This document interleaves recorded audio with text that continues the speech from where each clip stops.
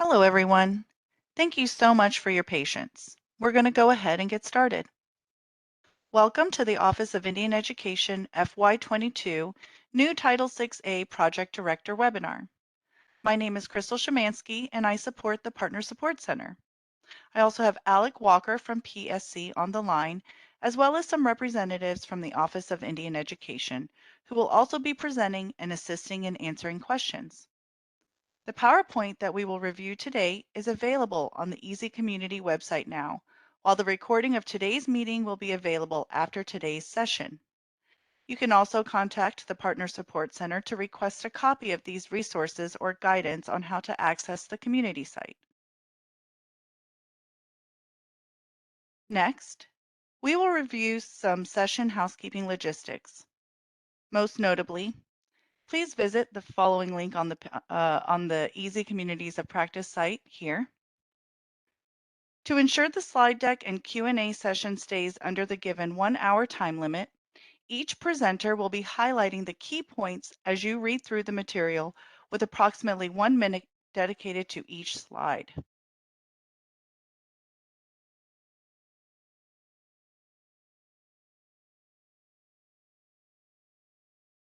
I'll pass the presentation to Dr. Crystal Moore. Thank you, Crystal, and welcome everyone to our webinar. I would first like to highlight our OIE leadership staff and those across Ed that support us.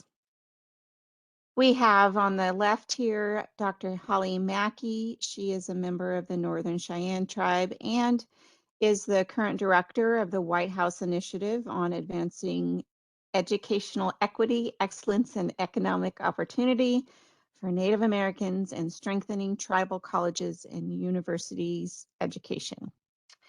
Next to her, we have Miss Ruth Ryder. She is our Deputy Assistant Secretary for Formula Grants in the Office of Elementary and Secondary Education, our parent office. And then next to her, we have Mr. Julian Guerrero Jr. He is the director of our Office of Indian Education under the U.S. Department of Ed and the Office of Elementary and Secondary Ed. And then fourth in the row, we have myself, Dr. Crystal Moore. I'm the supervisory group leader for the formula team for under OIE and OESC. Next slide, please. Next, I would like to highlight our OIE Formula Program Office team. We have on your top left, Mrs. Annabelle Toledo. She is a member of the Jemez Pueblo of New Mexico. And you see her email there on the slide, annabelle.toledo@ed.gov, her phone number. And she basically covers all of our grants east of the Mississippi. And then we have myself, and then moving on to Wanda Lee. She is our education program specialist, completely assigned dedicated to the state of Oklahoma. Her email is there, wanda.lee@ed.gov. Going clockwise underneath her is Mr. Gregory Hinesley. He's been with us for almost a year, and he is officially assigned to all of the grants in the Northwest of the United States. His email is there, gregory.hinesley@ed.gov, and you can call him Greg.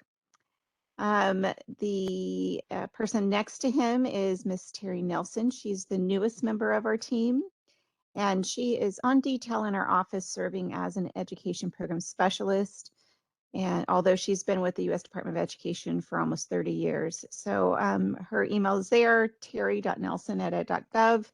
And she will be providing excellent customer service to all of our grantees, basically in the Southwest, California included, Nevada, etc.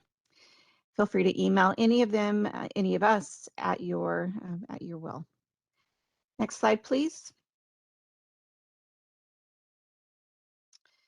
The U.S. Department of Education funds comprehensive programs that are designed to meet the unique cultural, language, and keyword and educational needs of American Indian and Alaska Native students, and while ensuring that all students meet challenging state academic standards. We are a hybrid of both culture and academics. Next slide, please. Here on the screen, you'll see our SY or school year, or also your FY, fiscal year 2022 to 23 OIE Formula Award Overview Map.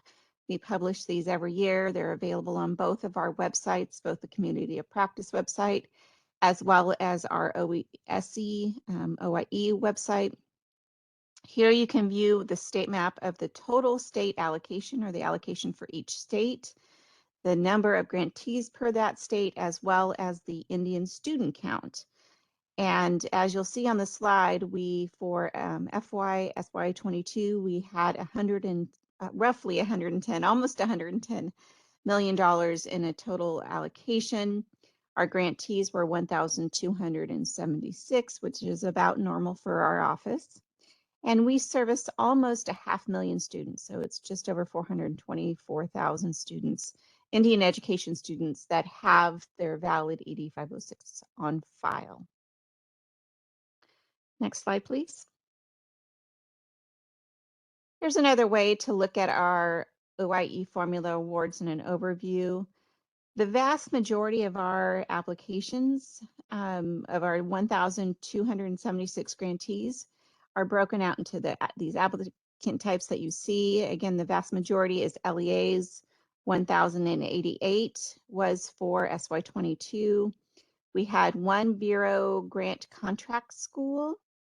We had 132 Bureau operated schools. That would be Bureau of Indian Education, which is under the U.S. Department of Education, separate federal agency, Department of Interior, and then their Bureau of Indian Education. And the BIE, or Bureau of Indian Education, operates BIE schools, and we also provide grants to them from the U.S. Department of Ed.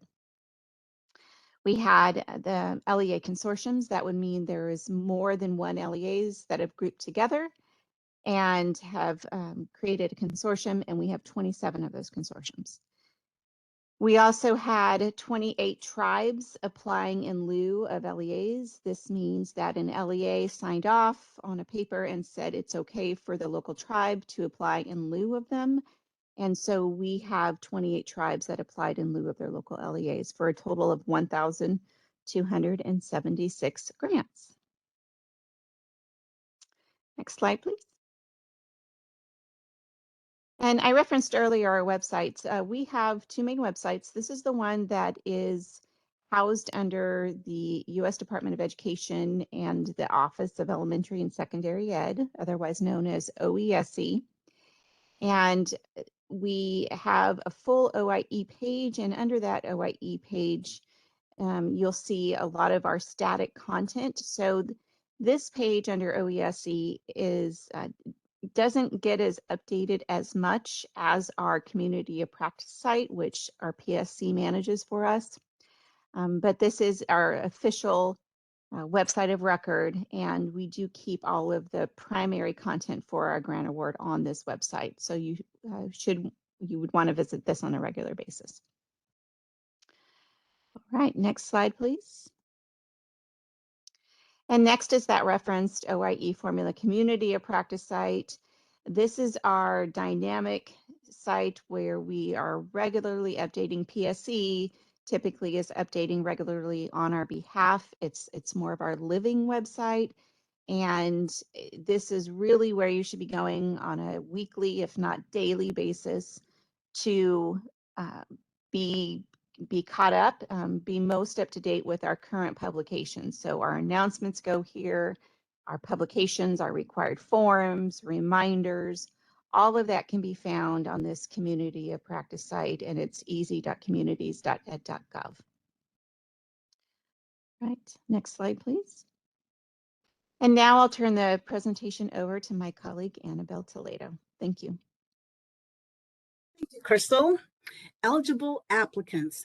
The following entities are eligible under this program as shown on your screen, which are LEAs, including the charter schools authorized as LEAs under state laws, schools that are funded by the BIE, Bureau of Indian Education, under the Department of Interior, Indian tribes, Indian organizations, Indian community-based organizations, and consortia of 2 or more LEAs, Indian tribes, Indian organizations, and Indian community-based organizations are also eligible under certain circumstances. Next slide, please.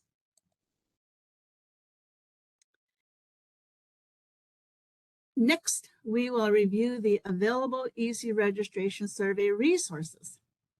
Currently, the link Title VI Formula Grant Program Registration Toolkit for school year 2023 through 2024 includes an introduction to the EASIE registration process, data definitions, how to complete EASIE registration in OMB Max survey, EASIE user account types and titles, quick links, and contact support information.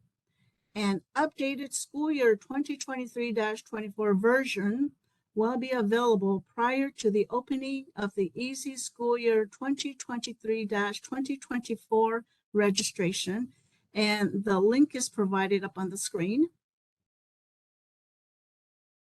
Next slide, please.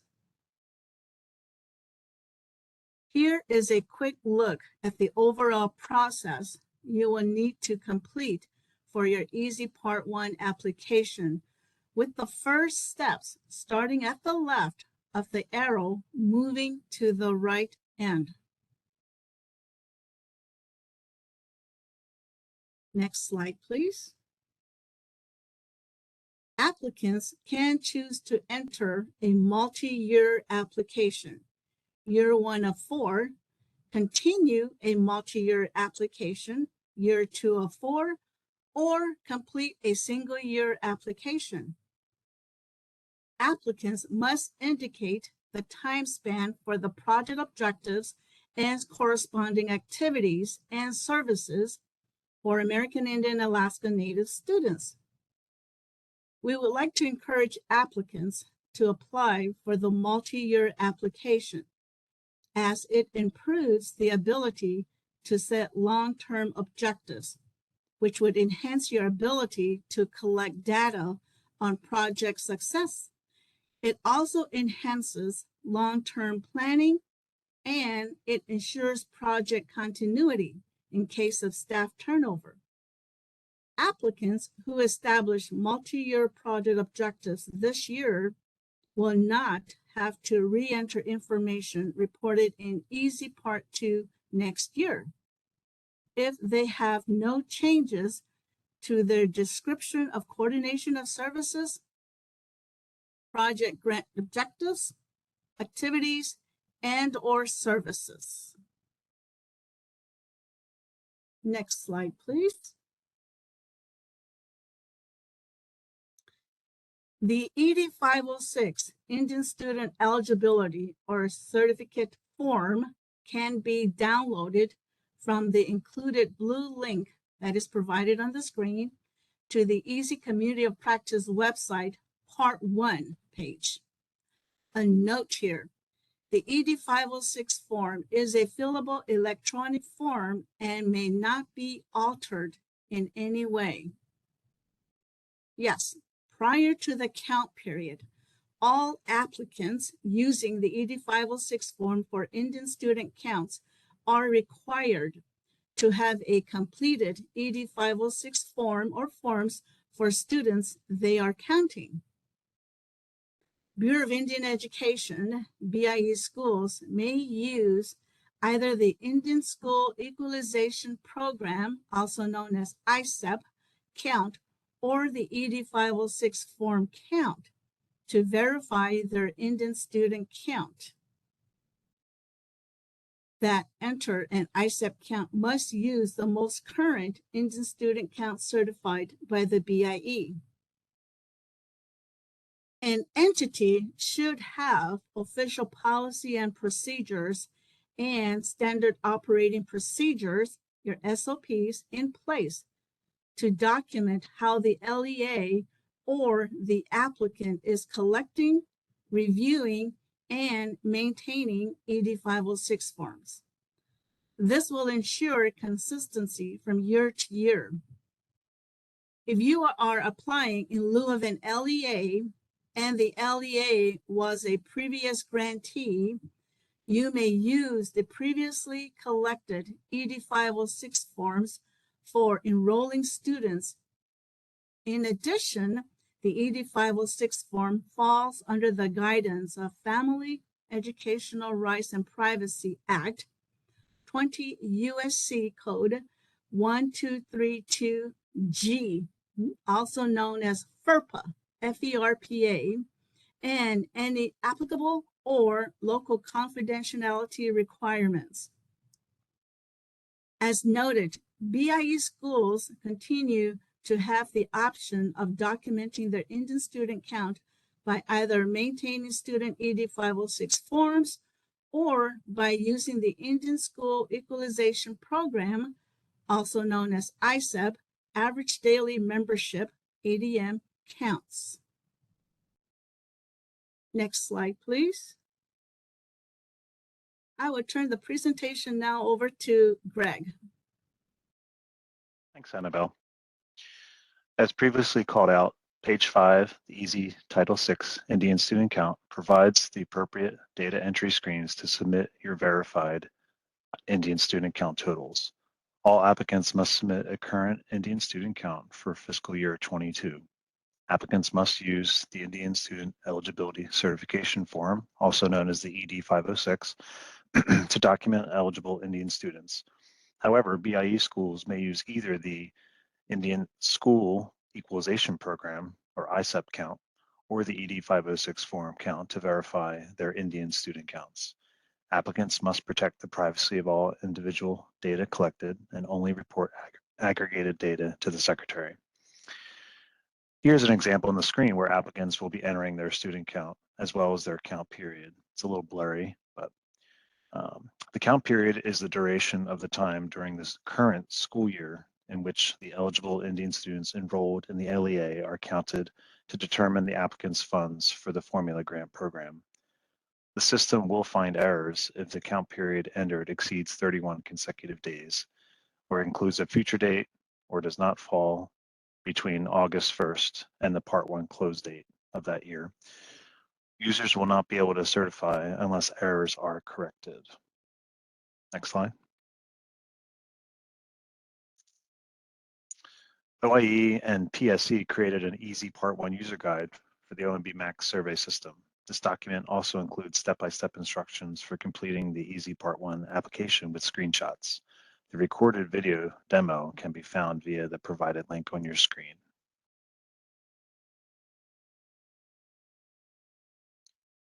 Next slide. Now we'll review the steps in the EASIE Part 2 process. The formula grant EASIE process for Part 2 is divided into 6 data entry sections, a supplemental form upload page for LEAs to upload their Indian Parent Committee approval form, and the certification process.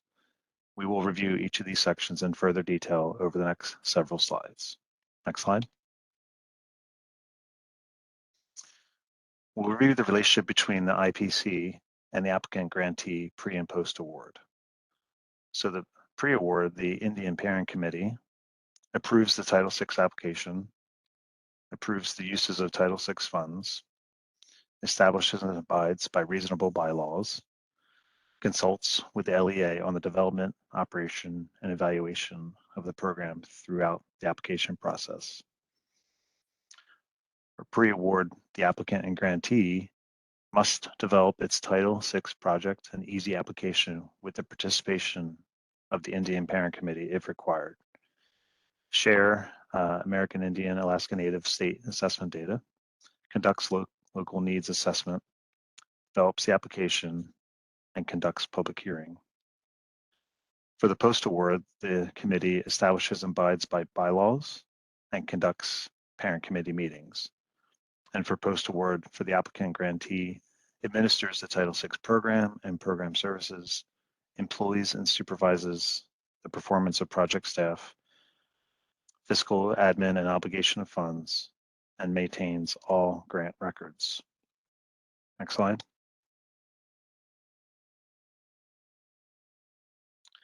With regards to expressing concerns regarding the previous items, how do you contact your leadership in OIE? We would like you to follow the protocol that your entity has in place by following the grantee's organizational policy and procedures first, if possible, and then call or email your IPC members, the project director/coordinator, the federal programs officer, and/or the superintendent or authorized official rep. Per the approved Title VI grant, you can call and email your OIE program officer anytime you have concerns. And remember, those emails are included in a previous slide.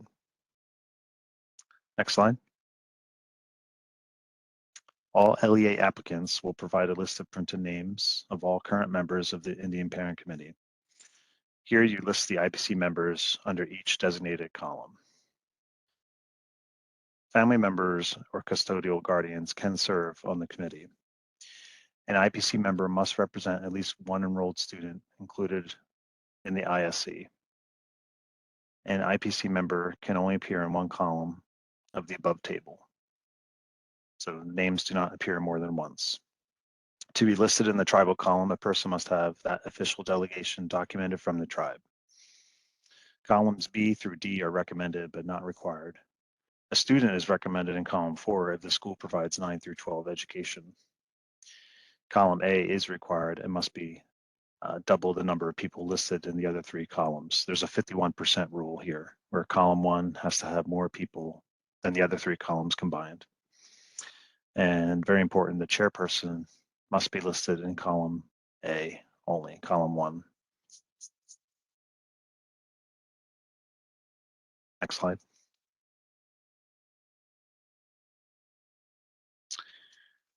To assist IPC, the department has prepared these sample bylaws for further editing by the entity. Committees are not required to use this sample and should determine what is appropriate for their circumstances. Again, entities should edit all parts of this template as needed. Appendix 1 includes an excerpt of the legal requirements related to the Indian Parent Committee. So this is straight from the COP website. Next slide. This document compares Title VI meaningful collaboration requirements with tribal consultation, open consultation, and Indian Parent Committee requirements. Next slide.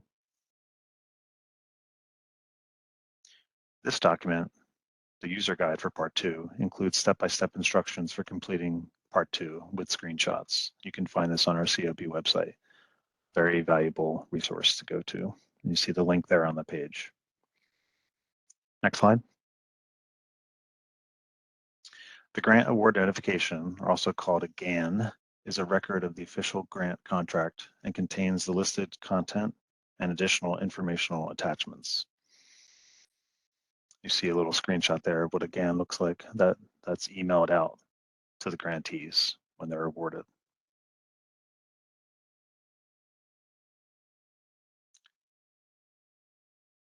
So how to register for a G5 account. The project director and authorized official rep may open a G5 account at any time. They're the official points of contact for your grant. G5 is our official system that we used to award and disperse funds.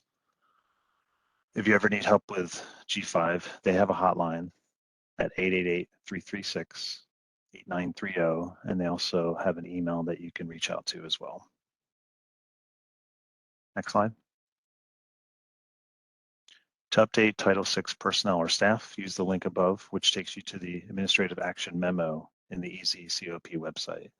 When completed, it gets forwarded to the Partner Support Center, who will see that it gets processed by the Office of Elementary and Secondary Ed front office, who's above OIE, and who will also update your application users for you, making the project director/coordinator the managing user and the authorized official rep the certifying user. Those are the 2 roles for the 2 official points of contact. Next slide. Post-award grant roles and responsibilities. The day-to-day operations are typically handled by the project director/coordinator, who may or may not be the superintendent or another designated school employee. The business manager typically makes the drawdowns and keeps the UEI number active for Indian education. That's an annual recertification that UEI should always be active. The superintendent or other high-level administrator or tribal chief can review the completed Part 2 application and certify it.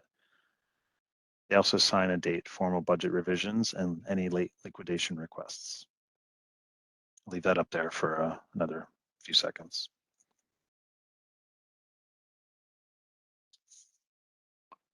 Okay, next slide.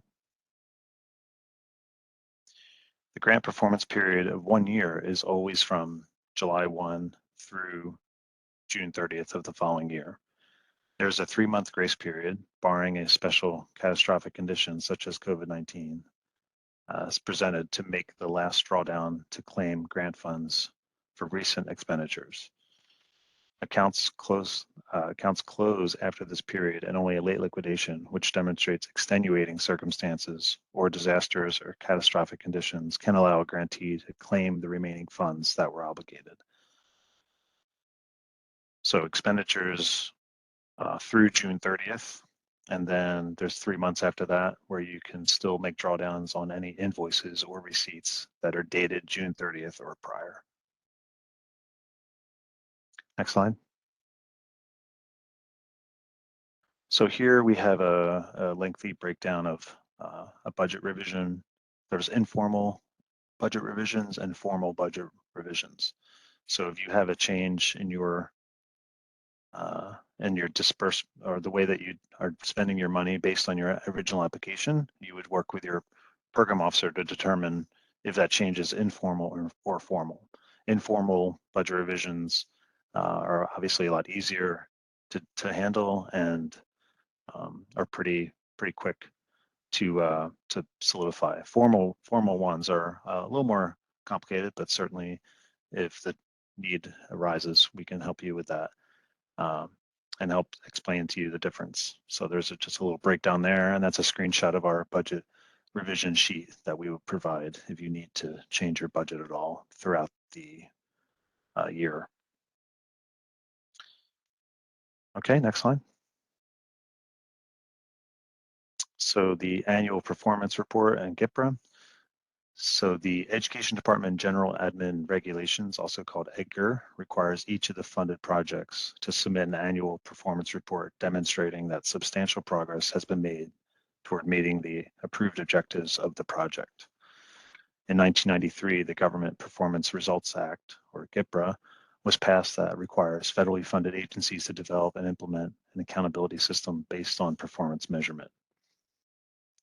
For the annual performance reports, also known as APRs, these reports contain target GIPRA data and are specific to each budget period, as well as project information, goals and objectives, and budget information. Grantees submit those APRs to the program office each spring. We just wrapped up APRs for the 2 previous fiscal years. Okay, next slide. So we included some tables here. These are some of the data that comes from these APRs, and they'll be updated soon to include the last 2 years.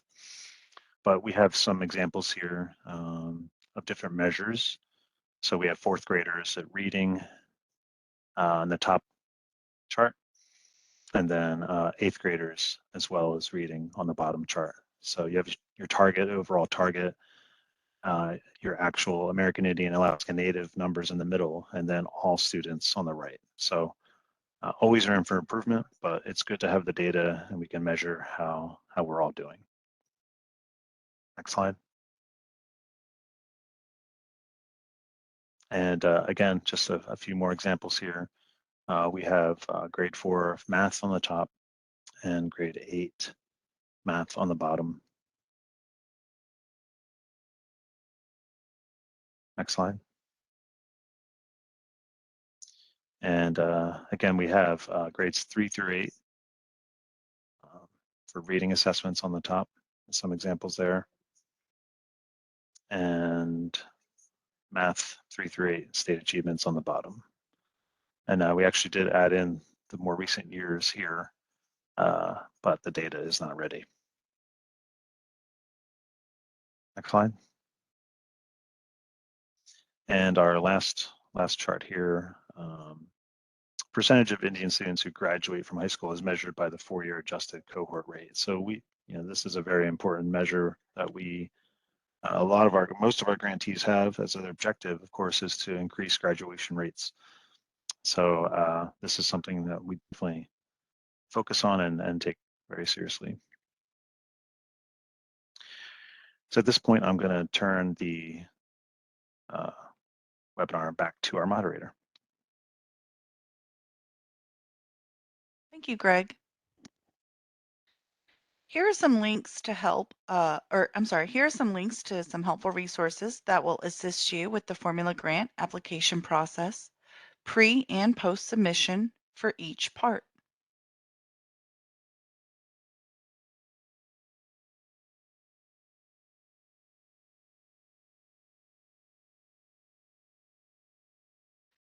We also wanted to highlight one of our grant project directors that is doing an excellent job using her OIE Formula Title VI grant to support our Indian education students' cultural and academic development.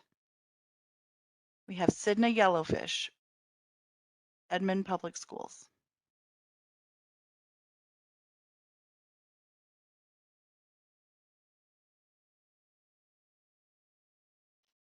So this concludes our presentation for today.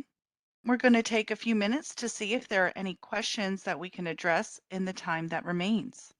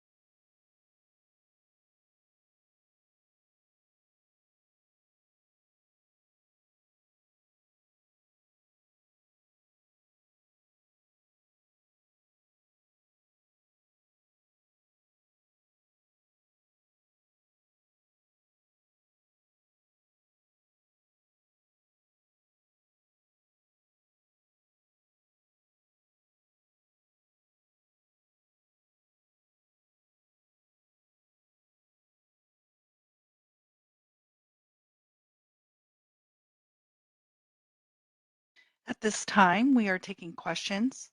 Please remember to submit your questions in the Q&A panel.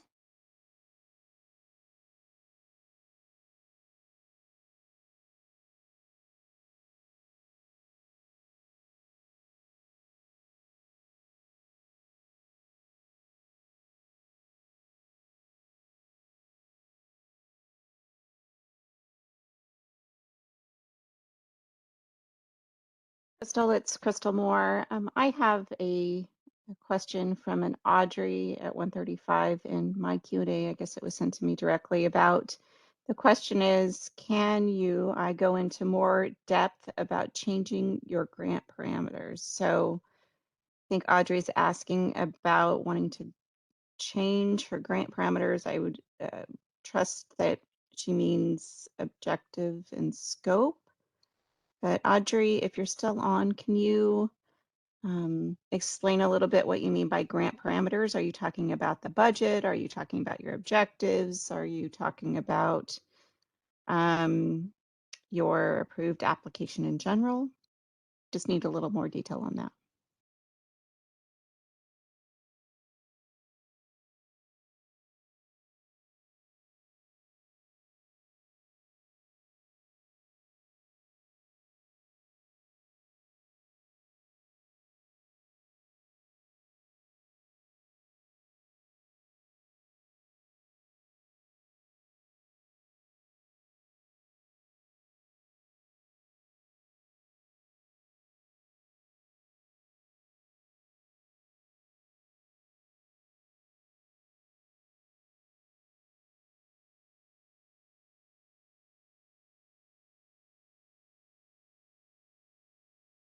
Okay, Audrey, I see.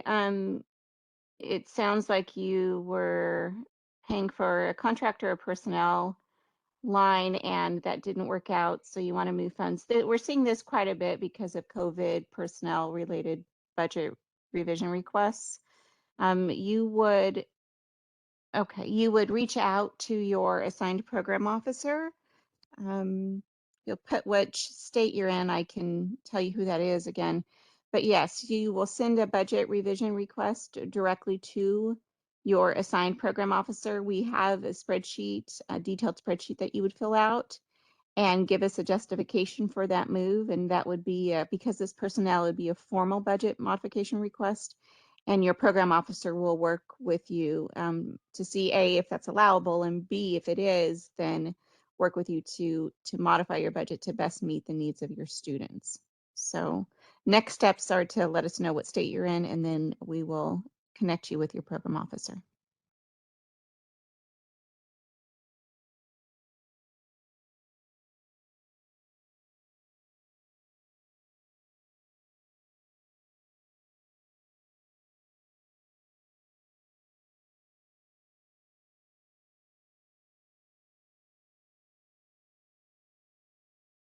Audrey, you're in California. Okay, yes. Reach out to Greg Hinesley.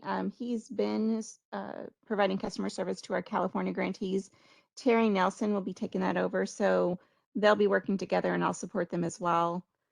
Just go ahead and send them email and you can copy me on it and we can start looking or talking about your budget modification. The key is to get those done sooner rather than later in the year so that you don't get to April or May with a lot of unspent money because you weren't able to hire people. That's probably one of the biggest pitfalls we see with our grants is folks have personnel or hiring issues and then they sometimes will wait until April, May to let us know, and then the money is due to be spent by the end of June and it's almost too late at that point. So yes, the key is to let us know right away. Send an email to Greg and myself and Terry, or just even me, and I'll forward it, crystal.moore@ed.gov, and we'll get you started. There was another, I think, person from Alaska, but we'll try to get through. If we do not answer your questions, as PSC said, if we do not answer it in a live format, we will certainly respond to all these in writing. And we have been very good about that for all previous webinars. So, but these are great questions coming in. And this is exactly why we wanted to have this webinar now before we went too further in the year, is to catch all these questions or misunderstandings or lack of understanding and really make sure that you all are 100% fully supported and ready to implement and manage your grant as best as possible so you can get all your funds spent in an appropriate manner before the end of the year.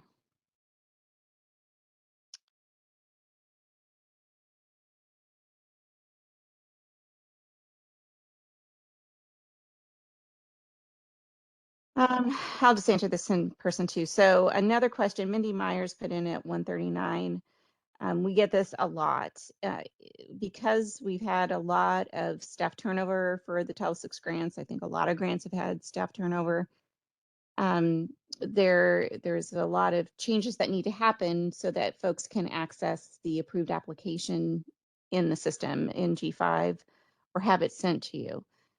And we are only allowed, long held policy for US Department of Ed, we are only allowed to communicate the particulars of the grant, send the application, approved application, to folks that are listed as official points of contact in the grant file in G5.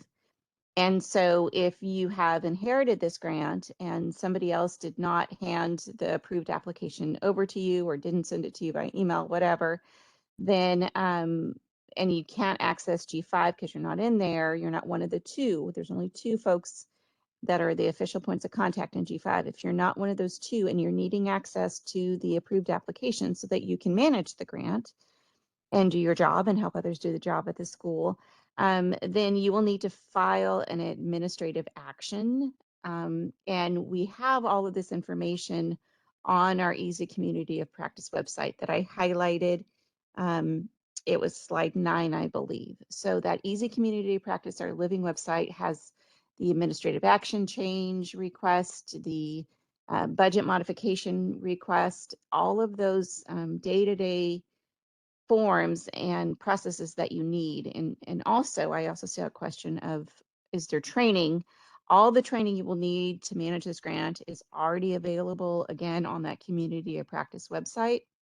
We're just highlighting the key points for you here. There's a lot more content on the EASIE Community of Practice. In terms of cost principles and just the nuts and bolts of managing a federal grant, I recommend that you look at our fiscal management webinar. We do have that on the Community of Practice website. We also have some, I believe, a one-pager on our federal cost principles and that sort of thing. We have the Part 2 webinar, which covers all of the budget related topics for our grants. So you would look at the Part 2 webinar and then also the Part 2, EASIE Part 2 document of the user guide. And then we also have a quick reference guide. So that will also have some helpful information if you haven't managed this grant before. So, and then Kelly, I'm seeing at 139, any talk regarding collaborating or combining Title VI and JOM grants. So I learned something new about this morning for the first time, that JOM used to be, I guess, under Impact Aid, if the story I was told was true, many years ago. Currently, and for many years, JOM, Johnson O'Malley, for those of you who don't know, Johnson O'Malley grants are currently, and for several years, have been managed by the Department of Interior and the Bureau of Indian Education. So, so the U.S. Department of Education, different federal agency, does not manage the Johnson O'Malley. So we do collaborate and we do communicate with those teams, those folks on a regular basis. One of our program officers presented, actually on my behalf, because I can go to the Johnson O'Malley annual conference, which was in Las Vegas. So we do have a partnership. Although they are two very separate grants, they have to be managed separately. They can have the same folks on the Indian Parent Committee, although the meetings must be separate with separate minutes of the meeting and notices and all of that. They have to be ran separately, but the folks can be the same. So we do collaborate. However, two different federal agencies, two different accounting streams, two different reporting streams. And I have heard no talk about them being combined under one office, if that helps.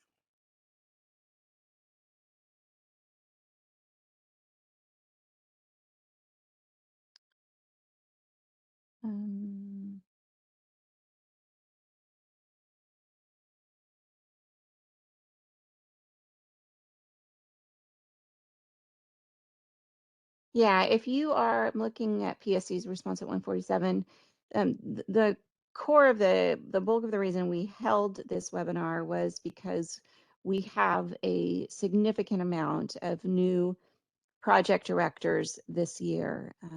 I've said it before, I'll say it again. We've had an exorbitant amount of staff turnover across the US with our grants and with other grants, is what I'm hearing, due to COVID. And so we have a good amount, a significant amount, again, of new project directors.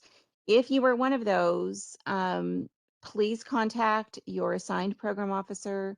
Again, for the Northwest, that's Gregory Hinesley. For the Southwest, that's terry.nelson@ed.gov. The east of the Mississippi, annabelle.toledo@ed.gov. And then Oklahoma is wanda.lee. And then you can always contact me. You can also contact oie.easie@ed.gov. That's our PSC email, or indian.education@ed.gov. That goes to the OIE team. And so if you are new, yes, please contact us. We'll meet with you individually and give you at least a 30, if not longer, minute quick get up to speed meeting so that you are ensuring that your team, that your grant is staying in compliance. These are complex federal grants, like most of them are, and so we can't promise you'll be experts with it from just a 30-minute meeting, but we certainly can give you the nuts and bolts to make sure that you at least stay in compliance while you're getting your feet on the ground as a new project director.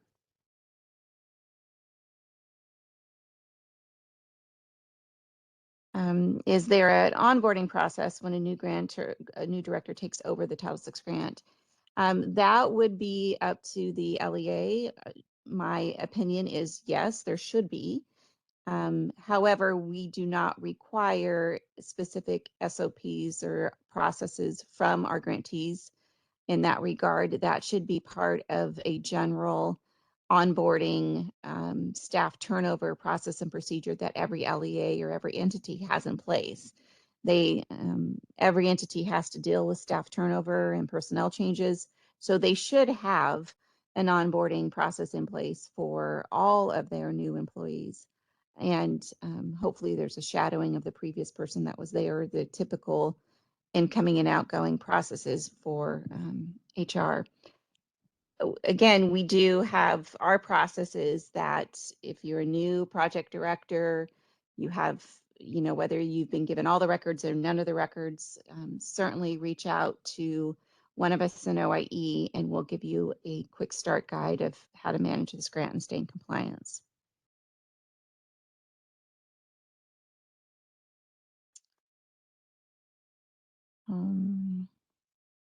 Raynell at 145, did we get the reporting situation figured out since no funds were used? I'm not sure what that's referencing. Okay. Raynell, it looks like you were an Alaskan grantee and Greg's going to work with you on that. There's a question about 506 forms being uploaded into PowerSchool. That is on a case-by-case basis, Callie, for entities that want to. We've had a few requests, so we'll just put it out there. Folks that want to upload the ED 506 form into their student information system. One of the products that's a student information system is PowerSchool. Other folks have like Infinite Campus or there's just several different SISs. I used to manage them. But Callie Nicholson, if that's something your entity wants to do, I will need to handle that. So please contact me directly, Crystal, crystal.moore@ed.gov. I review all of those personally, and you and I will work through that question together. Anybody else that's interested in doing that, please, again, contact me.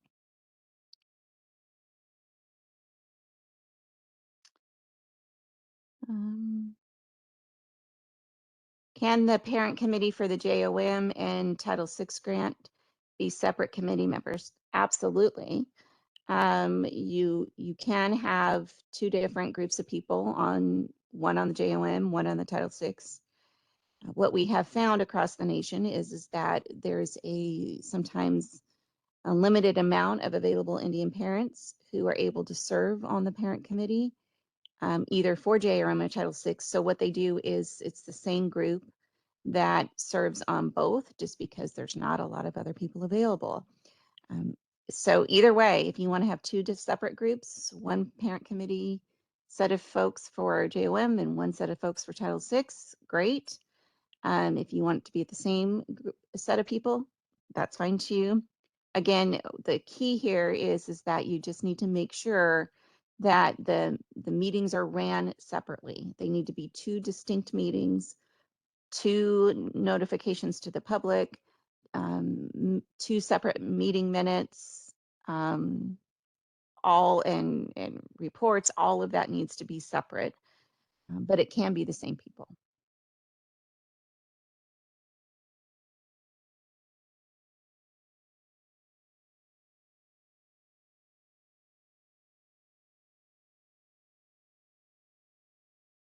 Can you confirm who's eligible to be on the IPC? Louisa Rogers. Yes, I can. I'm glad you're here. Yes, so our Office of General Counsel has recently confirmed it obviously can be biological parents. Great, Callie. I look forward to hearing from you.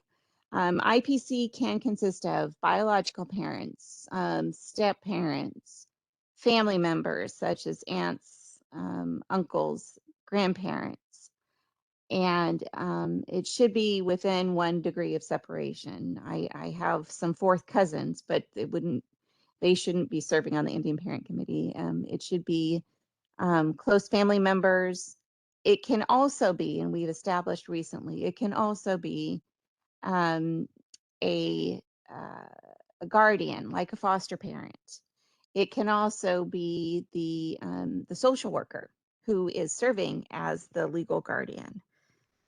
That's who is in that left column, the column A of the table on page 2 of the Indian Parent Committee approval form. Those are the folks that can be in that column. So they need to be a family member or a legal guardian. And they're really, the intent is for them to be representing the best interest of the student that's enrolled in the school with a valid ED 506 form. And then in column B of the IPCA form, Indian Parent Committee approval form, is tribal members, tribal representatives. And of course, the parents and the families should be tribal members or representing a tribal member who's a student. Column B, tribal representative, if the tribe needs to officially designate or delegate that authority to a person. A tribal member cannot just show up as at the IPC and say, I'm here representing the tribe, and the tribe knows nothing about it. There needs to be some official documentation, even if it's a basic email.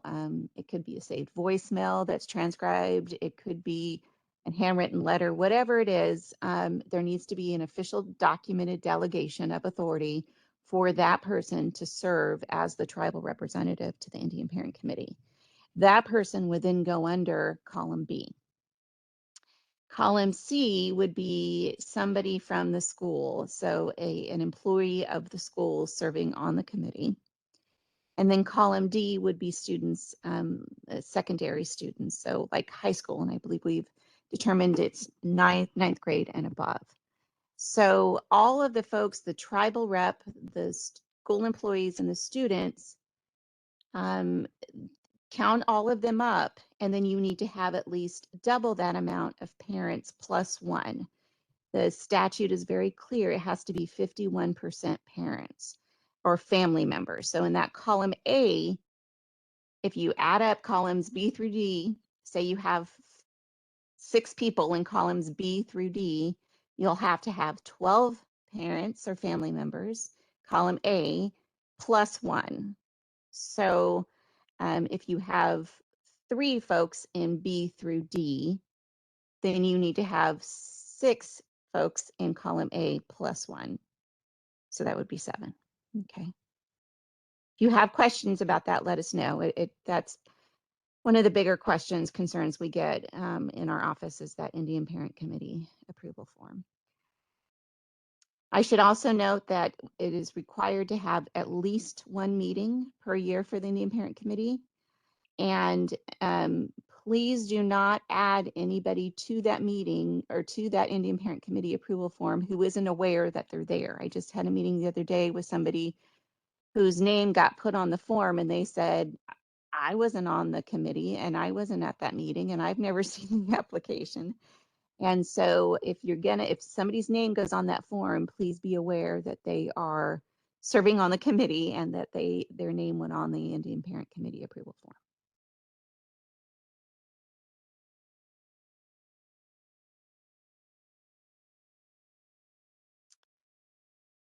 If the student has membership, but the parent does not. Yes, so can the parent sign the form? I believe that's referring to the ED 506 form. So if the student has membership in a tribe, and that's verified by a tribal number or some other documentation from the tribe, maybe a birth certificate or something, then the parent can sign the ED 506 form, yes, and there must be proof that that child is actually, or the student is actually a recognized member of the tribe. So I hope that makes sense. Louis at 155. Yes, Delilah, these answers to all the questions will be available. I believe there's a transcript to this video, and everything I just stated and verbally can be found in our FAQs and on the forums, etc.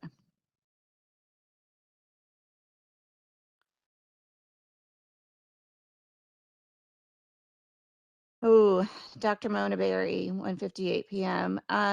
These are excellent questions, you all. I'm so glad you're here, and I'm so glad we're having this webinar.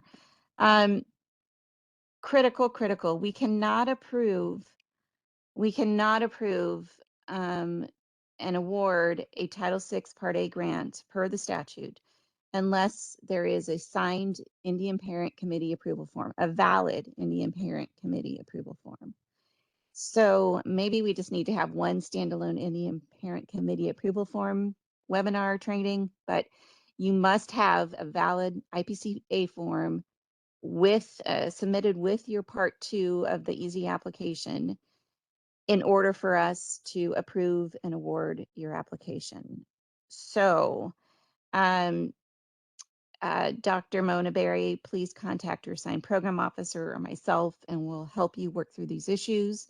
But we cannot award it without a signed IPCA form, and it has to be a valid form per the statute, such as what I just said about 51% family or guardians.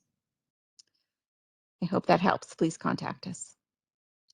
Okay, my friends, PSC, I believe we're at time.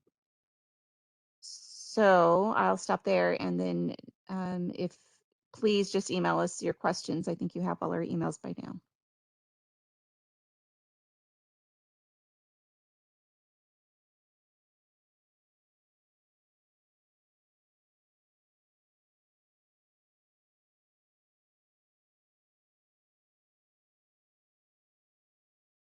Thank you everyone for joining us today. As always, please feel free to contact the Partner Support Center or PSC at oie.easie@ed.gov